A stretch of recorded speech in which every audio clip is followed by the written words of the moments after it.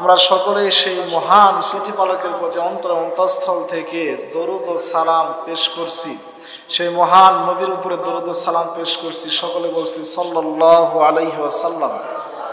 সম্মানিত মুআজ্জাজ প্রিয় হাজিরিন, আমি কোরআনুল কারীমের অসংখ্য আয়াত থেকে ছোট্ট কয়েকটি আয়াতের কারিমা তেলাওয়াত করেছি।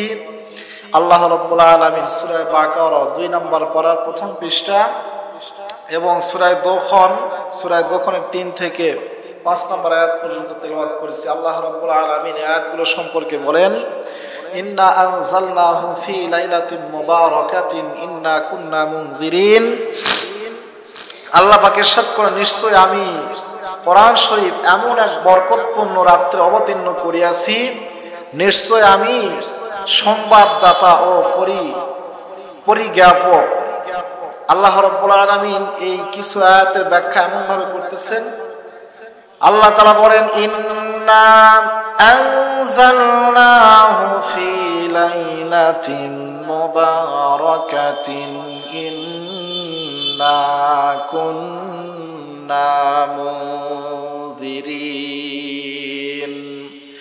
আল্লাহ রাব্বুল আলামিন আজ থেকে ১৫০০ বছর আগে কোরআনুল কারীমের ভাষায় জানায়া দেয়, হে পৃথিবীর মানুষেরা, আমি কোরআনুল কারীমকে নিশ্চয়ই এমন একটি বরকতপূর্ণ রাত্রিতে নাজিল করেছি, যে রাত্রিতে স্বয়ং জিবরিল আমিন আল্লাহর রাসূলের কাছে কোরআন নিয়ে আল্লাহর রাসূলের কাছে এসেছেন। সকলে বলি সুবহানাল্লাহ।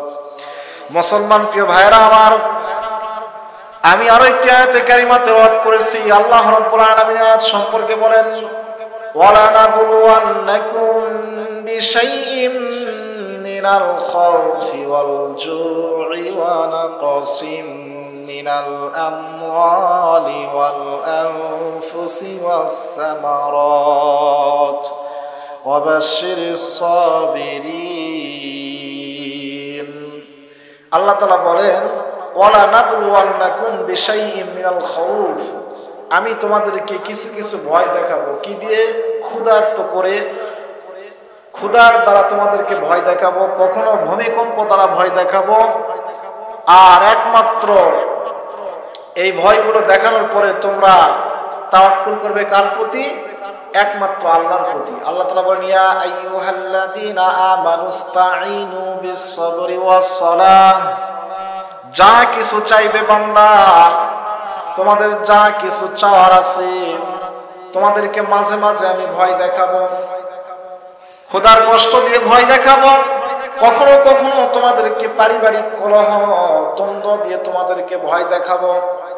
কিন্তু তারপরেও বান্দা, দুনিয়ার জমিনে যেমন করে তুমি একটি কাজের উপরে বারংবার লেগে থাকো, ঠিক তদরূপ ভাবে বান্দা, আমি তোমাকে যখন ক্ষুধার কষ্ট দান করব, আমি তোমার পরিবারের মধ্যে যখন কাউকে অসুস্থ করব, তোমার ভয় পাওয়ার কোনো কারণ নাই, আমি রবকে ভুলে যাওয়ার কোনো কারণ নাই। ঠিক ওই সময়টাতে তুমি বান্দা, আমি রবকে আরো বেশি বেশি স্মরণ করবা। আর স্মরণ করবা কার দ্বারা? আল্লাহ রাব্বুল আলামিন বলেন, ইয়া আইয়ুহাল্লাযীনা আমানুস্তাঈনু বিস-সাবরি ওয়াস-সালাহ। আল্লাহ রাব্বুল আলামিন বলেন, বান্দারে, তোমাদেরকে যখন আমি কোনো ভয় দেখাবো, ক্ষুধার কষ্ট দিয়ে, পরিবারের মধ্যে কাউকে অসুস্থতা দান করে, কারো মৃত্যু দান করে, ঠিক ওই সময় তোমরা আমি রবকে বেশি বেশি স্মরণ করবা। সবরি ওয়াস সালাহ, ধৈর্য ধারণের মাধ্যমে এবং নামাজের মাধ্যমে। কার মাধ্যমে? কথা বলেন।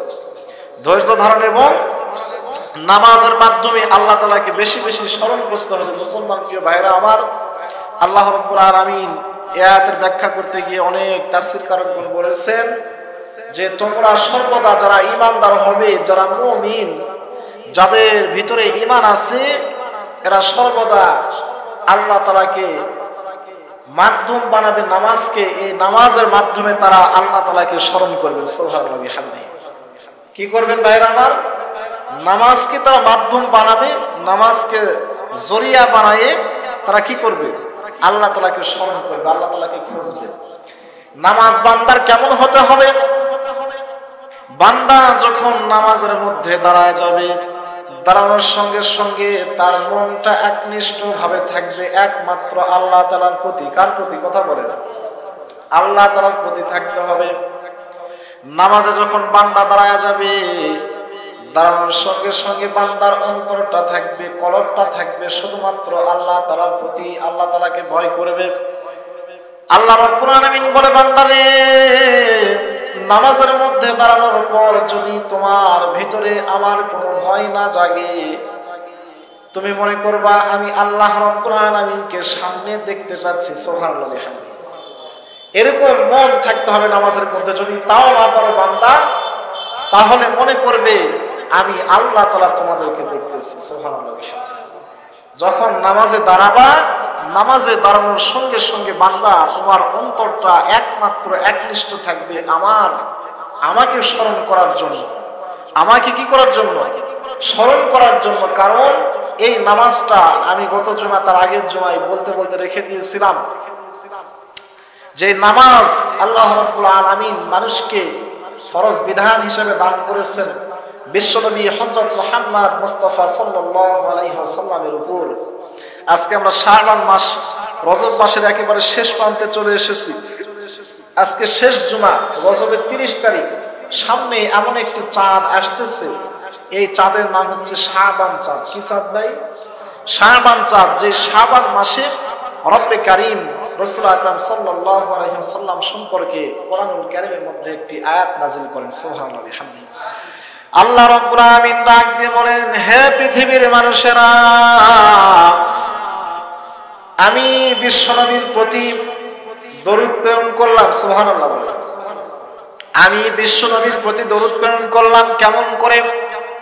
আল্লাহ রাব্বুল আলামিন বলেন, ইন্নাল্লাহা ওয়া মালাইকাতাহু ইউসাল্লুনা আলান নবী ইয়া আইয়ুহাল্লাযীনা আমানু সাল্লু আলাইহি ওয়া সাল্লিমু তাসলিমা। আল্লাহ তাআলা বলে, বান্দারে, এই মাসে এমন একটি গুণ আছে যে এই মাসটিতে আমি আল্লাহ তাআলা আমার নবীর প্রতি একটি আয়াত নাযিল করলাম, কোরআনের আয়াত নাযিল করলাম, যে আয়াত সম্পর্কে আমি আল্লাহ তাআলা বললাম, ইন্নাল্লাহা, স্বয়ং আমি আল্লাহ রাব্বুল আলামিন আমার নবীর প্রতি দরুদ প্রেরণ করি। সুবহানাল্লাহ বলেন।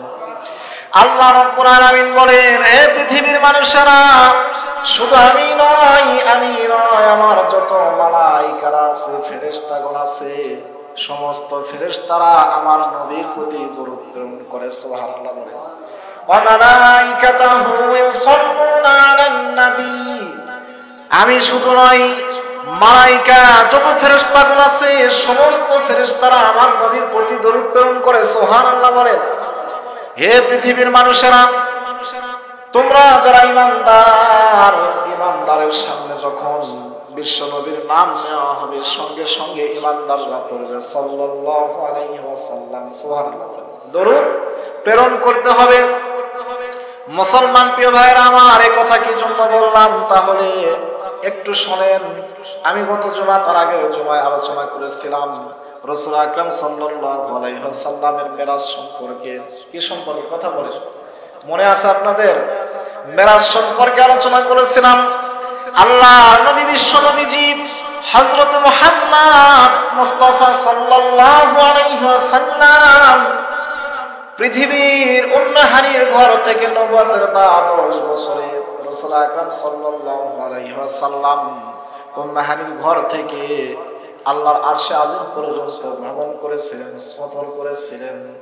যে সফর সম্পর্কে আল্লাহ তাআলা নিজে কোরআনুল কারীমের সূরা বানী ইসরাঈলের মধ্যে বলেছেন, সুবহানাল্লাযী আসরা বিআবদিহি লাইলাম মিনাল মাসজিদিল হারাম। সুবহানাল্লাহ বলেন। যে ভ্রমণ সম্পর্কে আল্লাহ রাব্বুল আলামিন কোরআনুল কারীমের মধ্যে জানায় দিয়েছেন, সুবহানাল্লাযী আসরা বিআবদিহি লাইলাম মিনাল মাসজিদিল হারাম ইলাল মাসজিদিল আকসা। সুবহানাল্লাহ। আল্লাহ তাআলা বলেন, হে পৃথিবীর মানুষেরা, আমি আমার প্রিয় বান্দাকে, প্রিয় হাবিবকে আরশে আজিম পর্যন্ত ভ্রমণ করাইছি। বরাক নামক একটি সফরকারী বাহন দিয়ে আমি আমার নবীকে আমার আরশে আজিম পর্যন্ত নিয়ে আসছি। ফুকাহায়ে কেরামগণ বলেন, এই আরশে আজিম পর্যন্ত যখন রাসূল আকরাম সাল্লাল্লাহু আলাইহি ওয়াসাল্লাম সফর করেন, ওই সময় আল্লাহ রাসূল সাল্লাল্লাহু আলাইহি ওয়াসাল্লামের 12 বছর ছিল, নবুয়তের 12 বছর। এই 12 বছরে আল্লাহ রাসূল সাল্লাল্লাহু আলাইহি ওয়াসাল্লাম উম্মে হানির ঘর থেকে আরশে আজিম পর্যন্ত ভ্রমণ করেছেন। ফুকাহায়ে কেরামগণ বলেন, ওই একটি রাত্র যেন 27টি বছরের মতো পারি হয়ে গেছে। সুবহানাল্লাহ। কোরআনুল কারীমের আয়াতের মধ্যে আল্লাহ তাআলা বলেন, আমি 27 বছর পর্যন্ত আমার নবী বিশ্ব নবীজির সঙ্গে ওই একটি রাত্রির মধ্যে গল্প করেছি। সুবহানাল্লাহ। এবং কিছু কিছু নাজ নিয়ামত আমি আমার নবীর উম্মতদের জন্য দান করেছি। তার মধ্যে অন্যতম নিয়ামত হলো 5 ওয়াক্ত নামাজ। সুবহানাল্লাহ। কি ভাই? 5 ওয়াক্ত নামাজ। আমি আলোচনা করেছিলাম রাসূল আকরাম সাল্লাল্লাহু আলাইহি ওয়াসাল্লাম মিরাজ থেকে ফিরে আসার সময় একজন পয়গম্বর হযরত মূসা কালিমুল্লাহর সঙ্গে দেখা হয়েছিল কয়বার? কথা বলেন। 9 বার। কয়বার? 9 বার। কেমনে? যখন আল্লাহর নবী মিরাজে গমন করেন, ওই সময় যাওয়ার সময় সমস্ত 7টি আসমানের মধ্যে 8 জন নবীর সঙ্গে দেখা হয়। এর মধ্যে মূসার সঙ্গে যাওয়ার সময় দেখা হয়েছে, আসার সময় কি হয়েছে? দেখা হয়েছে। মনে আছে কিনা আপনাদের জানি না।